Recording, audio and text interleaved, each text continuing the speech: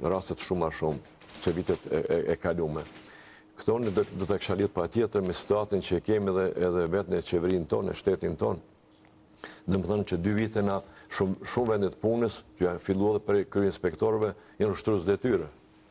Ne jemi drejt për drejt, punojmë me inspektoratin e punës, me fjalë se jemi të licencum nga Ministria e Punës, edhe ne nuk kemi qasje me këta kryeinspektorët, kur nuk kemi takim me këta inspektorët, nuk kemi kur farë bashkëpunimi, që ka shumë interesant. Pse?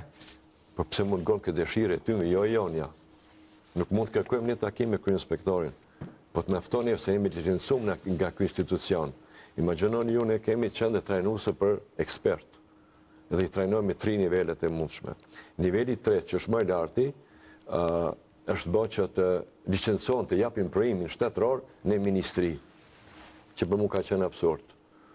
Nëse ne mëjmë shkollën që zgjat 150 orë një kurs, pse të shkon ai kandidat të jep provimin diku tjetër, kur ne vetë ligjojmë 5-6 vetë në të kurs, edhe shkon të jep provimin.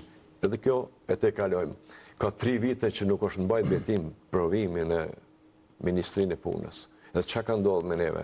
Ne në qendër trajnuese kemi stopu, nuk marrim kandidat për ekspert e punës këtë nivelet lartë. E marrim këto 2 nivelet e ulta, cilët vetë i mësojmë, vetë i dhamë mësimet, edhe vetë i japim ato certifikata se vetë i bëjmë pyetjet. Do thotë, nuk kemi prodhu eksperta. Kemi numër të vogël të inspektorëve, thamë, që duhet minimum 100, kemi numër shumë të vogël të ekspertave, pikërisht nuk kemi mujtë me nxjerrë 3 vite. Në vetë nga institucioni që ne ka licencu neve. Atëherë unë kom kërku komandat. E jeni ti mbyllim këto qendra trajnuese, mos i mbajmë. U kriju nga vetë inspektorit, do thotë politika inspektoratit ishte kjo, gjë se ekspertët e sigurisë ose ne që bëjmë trajnime, vlerësime të rrezikshmërisë në kompanitë tona, jemi kthyer në kompani profitera, që ne i ndërshkojmë kompanitë. Ne, qëllimi kryesor i sigurisë dhe shëndetit punë është masat parandaluese. Ne gjithkohën, dhe thëmë, profesion shumë humane, shumë i afërt me profesionin e mjekësisë. Ne marrim masat dhe ku ndodh fatkeqësia, japim mësime, edukojmë punëtorët, bëjmë vlerësime të rrezikshmërisë. Në bazë të vlerësimit të rrezikshmërisë caktohet edhe vendi i punës punëtorit. Nuk mund të ketë një vend punë një infirmiere, sikur një punëtore teknike që punon në radiologji. Do thotë ne e caktojmë atë. Ekspertët e sigurisë, bashkëpunim se ekspertët e sigurisë kur bëjmë një vlerësim nuk bëhet për një personi vetëm, bëhet për 4-5 ekspertët të ndryshëm, në mesin e tyre do të jetë edhe ekspertiza nga mjeku. Ai sakton nivelin e vlerësimit. Do thotë përmbyllim këto se mungesa e institucioneve shtetërore na ka prunë këtë gjendje, që të mos pikëspoint mos kemi inspektorë të mjaftueshëm, e dyta mos kemi ekspertë të mjaftueshëm, edhe shkon mbi të gjitha në vendet e punës, në këtë industrinë e ndërtimit. Unë mendoj që luan rolin në rëndësi mënyra prokurimit, që nuk ka të bëjë me neve, po aty është bastardhuke punë. Në prokurimi, kur hapet një tender, me fjala për një ndërtim, kërkojnë minimum, ndoshta ka tender që kërkojnë minimum 5-6 lloje të ekspertave të sigurisë në punë, thot inxhinier ndërtimi, dhe të jetë njëkohësisht ekspert i sigurisë në punë. Ekspert i makinerisë, të jetë edhe ekspert i sigurisë në punë. Është i absurd. Nëse se keni ndëgjuar këto, kjo është të merr. Ka tender që kanë kërkuar deri në 10 eksperta të sigurisë. Kjo vetëm çështje tenderit, vetëm për ta diskvalifikuar një tjetër kompani të bëjnë këto. Ndërsa, a ka kontroll që mbasi kanë marrë tender, ka filluar ndërtimi, a ka një ekspert në atë kompani? Asnjëni. Asnjë. Për rasteve që po i shohin në rastet e vdekjeve. Kishte nga mos kontrolli, nuk ka kontroll shteti. Nëse ti ke kërkuar të kesh eksperta në prokurim, atëherë duhet të kesh edhe kur fillon ekzekutim projektit. Këtë nëse bëjmë këtë kontroll, nuk do ta gjeni askund këtë kontroll. Pas edhe do të kisha shtu edhe nëse lejohet. Elaborati për sigurisë në punë. Çdo vend pune, çdo vend puniste do ta ketë. Imagjinoj çfarë absurdi këto 2 javë kanë ndodhur. I kërkojnë elaborati është rregulli. Dokumenti që cakton normat se si do të menaxhohet siguria në punë. E kërkojnë tani në objekte që ndoshta në përfundim me sipër. elaborati kërkohet që në fazën e projektimit. Ai është një dokument që mund të ketë 50 faqe. Edhe ky elaborat në projekti kur është bashkë caktu, siç është statika, apo hidroja, apo energjetika, është edhe ky elaborat. Ky elaborat është në fazën e ekzekutimit. E kërkojnë tani ka objekti që ka përfundimi, e kërkon këtë dokument. Ky dokument është që në fillim do të kërkohet. Do të thotë, prapë dalim nuk ka kontroll. Kontrolli është nga shteti, kur s'kem frikë nga ligji, na vje kjo gjendje që kem.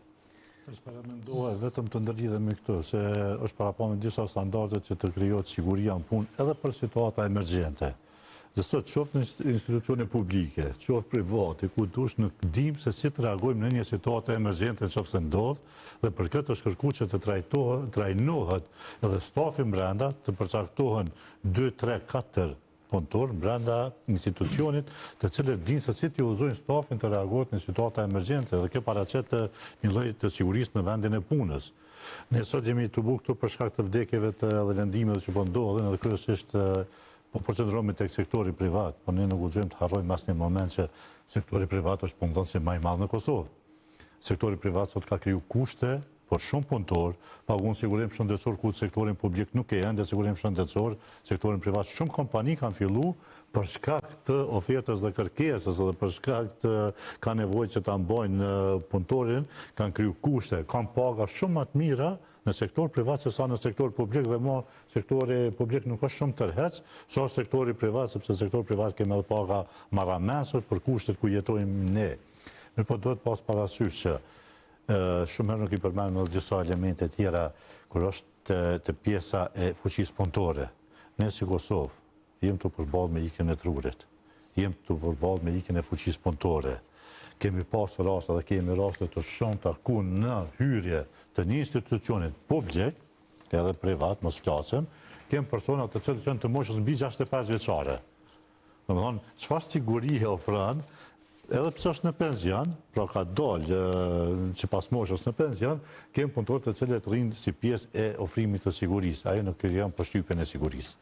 Definitivisht ata janë disa punëtorë që ndoshta edhe 3 hapas mund të vrapoj ose ta parandaloj një akt brenda një institucioni ose kompanie ose ndërmarrje ta quajmë, e cila mund të përballet me një rrezik aty për aty.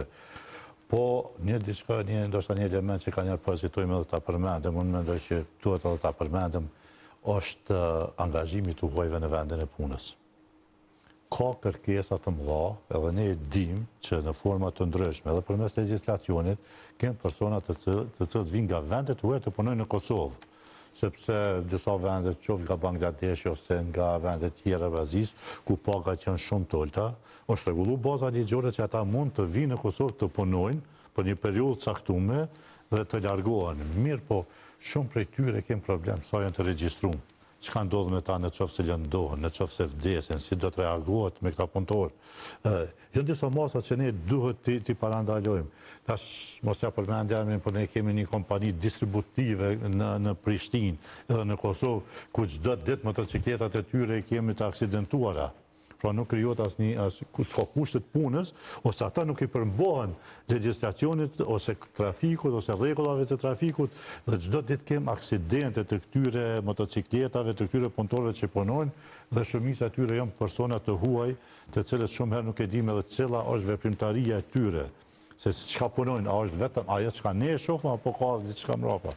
Kështu mendoj që kemi nevojë shumë që të bëjmë edhe disa investigime, që të krijojmë siguri edhe për popullatën tjetër, sepse sot kem ankesa të shumta, të grave, pleqshve, po edhe personave tjerë, ku nuk respektohet edhe rregulla minimale edhe në trafik, edhe nga këta persona, po edhe nga të tjerë, ku edhe aty përballemi me një rrezik. Pra rreziku po na kanoset në të gjitha anët, edhe pse nuk është gjithçka zë, mirë po kur e shohim që jeta në Kosovë ka shumë pak vlerë, as le të humbet jeta në Kosovë, ne duhet të kemi shumë programe parandaluese, programe vëdësuese, në qoftë se janë marrë